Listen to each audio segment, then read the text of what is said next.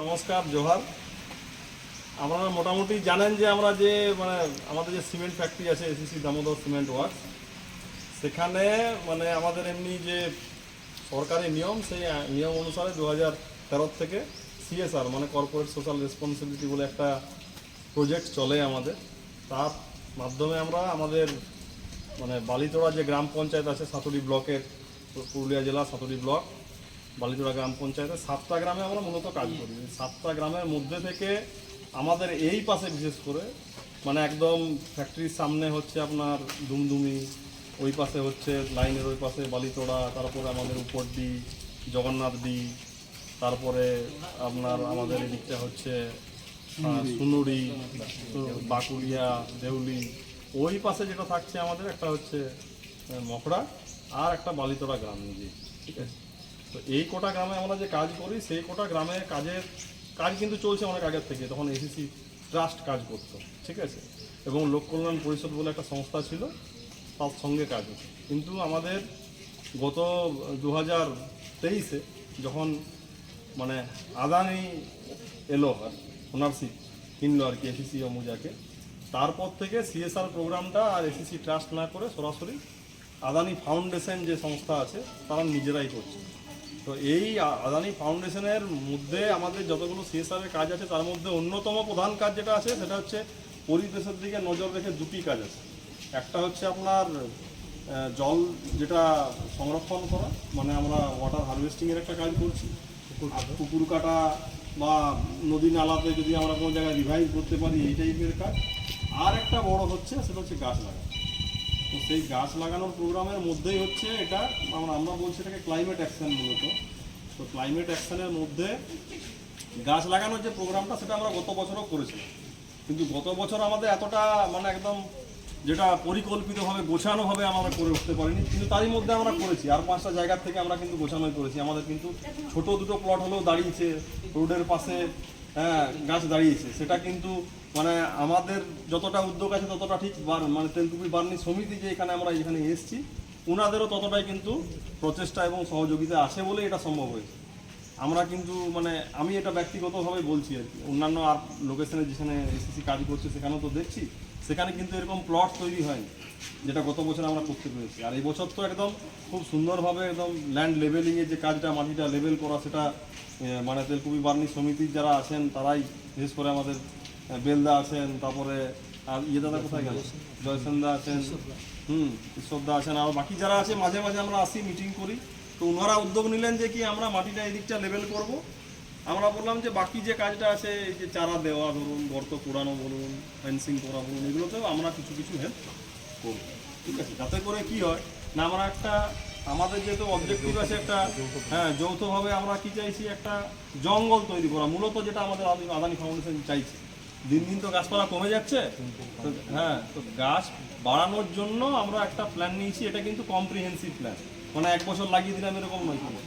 গাছ কিন্তু লাগাতে থাকবো আমরা। এখন এই প্লটটাকে পুরো ডেভেলপ করার জন্য 3 থেকে 5 বছরের একটা স্কিম হিসাবে গাছ আমরা লাগাতে থাকবো। তার ফেন্সিং, কোনো জায়গায় যদি গাছ মরে গেল তো সেটা রিপ্লেসমেন্ট হবে, ওষুধ, সার, ঠিক আছে। মোটামুটি এবছর আমরা এবছরের টার্গেট আমাদের হচ্ছে 3000 গাছ, ঠিক আছে। প্রায় 5 একর জমিতে আমরা 3000 গাছ লাগাচ্ছি। কিছুটা আমরা চেষ্টা রাখছি যে ফরেস্ট ডিপার্টমেন্টের সঙ্গেও কিছু, ওখান থেকেও কিছু গাছ আনার ব্যবস্থা করবো, ঠিক আছে। তো এই হচ্ছে মূলত। আর আমরা প্ল্যান্টের থেকে আজকের এই শুভ উদ্বোধন যে করলাম, সেখানে অনেকেই আমরা ইনভাইট করেছিলাম। বিশেষত তেলকুপি বার্নি সমিতির যারা সদস্য আছে বা বডি আছে তারা আছে। আমরা সাতুরি আমাদের যে ওসি, ওনাকে বলা হয়েছিল। এসআই যে আমাদের আছে সাতুরি, সাব ইন্সপেক্টর অফ স্কুল, তারপরে আপনার হচ্ছে আইডিও ইন্ডাস্ট্রিয়াল ডেভেলপমেন্ট অফিসার। তো যে কোনো কারণে ওনারা আসতে পারেননি। ওনারা কনভে করেছেন যে ওনারা আসতে পারছেন না, আমরা আজকে আপডেট যখন নিলাম। তাছাড়া আমাদের যারা গ্রুপের দিদিরা আছে এখানে, উপরদিক থেকে, জগন্নাথদিক থেকে দিদিরা এসছে, ঠিক আছে। তো সবাইকে জুড়ে যে আমাদের এটা কী চাইছি সেই জিনিসটা বোঝানো, এবং যেন একটা ওনারশিপ তৈরি হয়। বেশিরভাগ ক্ষেত্রে কী দেখছি আমরা, যত সরকারি বিশেষ করে প্রোগ্রাম হচ্ছে বা আমরাও কোনো গাছ লাগাচ্ছি, লাগানো হচ্ছে, তারপর গাছ কোথায় জানি না, গাছ বাঁচাবে কে, দেখবে কে। তো যে কারণের জন্য একটা পরিকল্পিতভাবে সবাই মিলে যৌথ একটা প্রয়াস, এই হচ্ছে ব্যাপার। আর আমাদের প্রোগ্রামে আমরা আজকে পেয়েছি আমাদের এসিসি দামোদর সিমেন্ট ওয়ার্কসের প্রকিউরমেন্ট হেড, চিন্ময়পতি মহাশয়কে। এরপর ওনাকে কিছু আমি বলার জন্য অনুরোধ করছি। বলুন।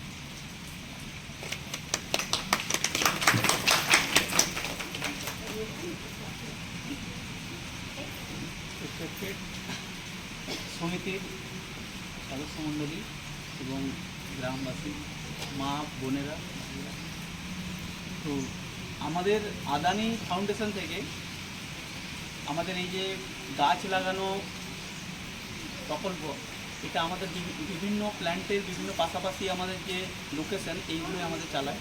তো এইভাবে এই সব ডিটেলস আমাদের দেখেন আমাদের এখানকার কমলদা, তো উনি বললেন এখানকার এই সম্পর্কে। তো আমি আপনাদের সবাইকে ধন্যবাদ জানাবো যে আপনারা সবাই আমাদের এই প্রকল্পটাকে আপনারা সাফল্যমণ্ডিত করছেন আপনাদের সহযোগিতার জন্য।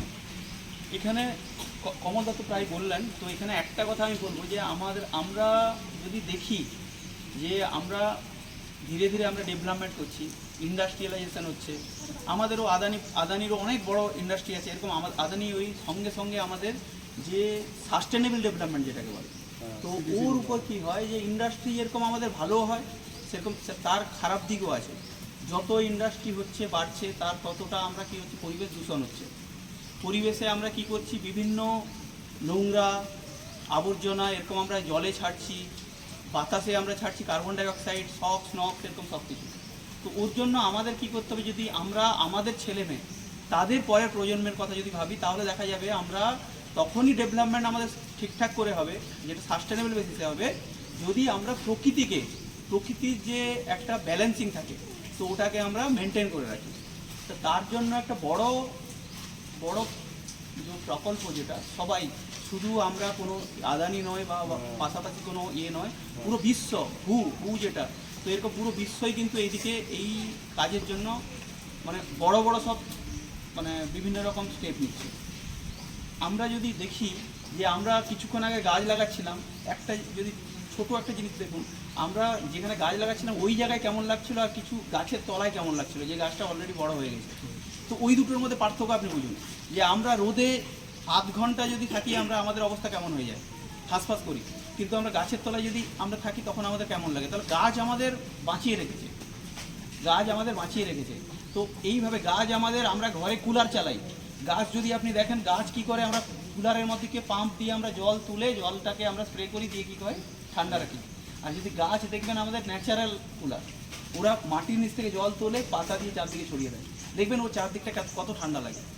আমরা যদি দেখি যে আমরা এত ইন্ডাস্ট্রি এত মানুষ, আমরা খালি কার্বন ডাইঅক্সাইড ছাড়ি না বাতাসে, আমাদের সব যত ইন্ডাস্ট্রি ওরা সব কার্বন ডাইঅক্সাইড ছাড়ে, ওরা তত খারাপ গ্যাস ছাড়ে। তো ওটাকে ব্যালেন্সিংয়ের জন্য আমরা কি করতে হয়, অক্সিজেন আমাদের দরকার হয়। আর অক্সিজেনের একটা সবচেয়ে বড় সোর্স হচ্ছে আমাদের এই গাছপালা।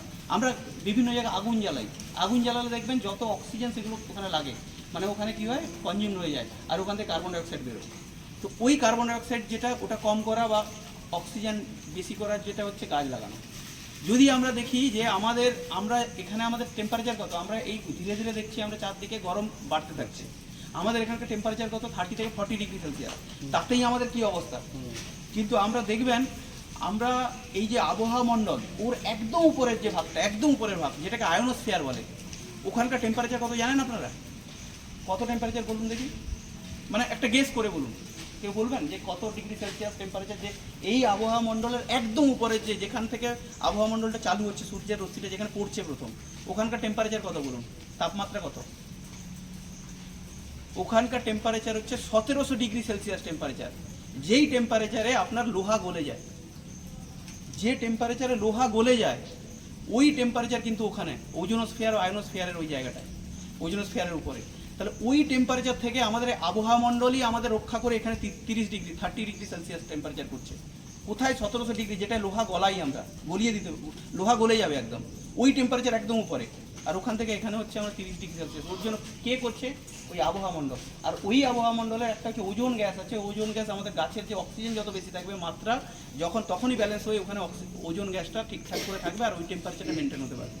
না হলে আবার দেখবেন এখানে পুরো খরা এরিয়া, এই ধীরে ধীরে তবুও আমরা এত ইন্ডাস্ট্রি, আমরা ডেভেলপমেন্টের জন্য এত সব ম্যাক্সিমাম দেখবেন এখন আমরা দেখবেন যে ন্যাচারাল থেকে আমরা আর্টিফিশিয়ালে চলে যাচ্ছি, ম্যাক্সিমাম চলে যাচ্ছি। ইন্ডাস্ট্রি থেকে যত প্রোডাক্ট আমরা খাওয়ার খাচ্ছি দেখবেন সব প্রসেসড ফুড, আমরা সবাই বলছি, কিন্তু আমরা সবাই খাচ্ছি, কিন্তু দেখবেন সব প্রসেস ফুড খাচ্ছি, কিন্তু কোনো ন্যাচারাল ফুড খাচ্ছি না।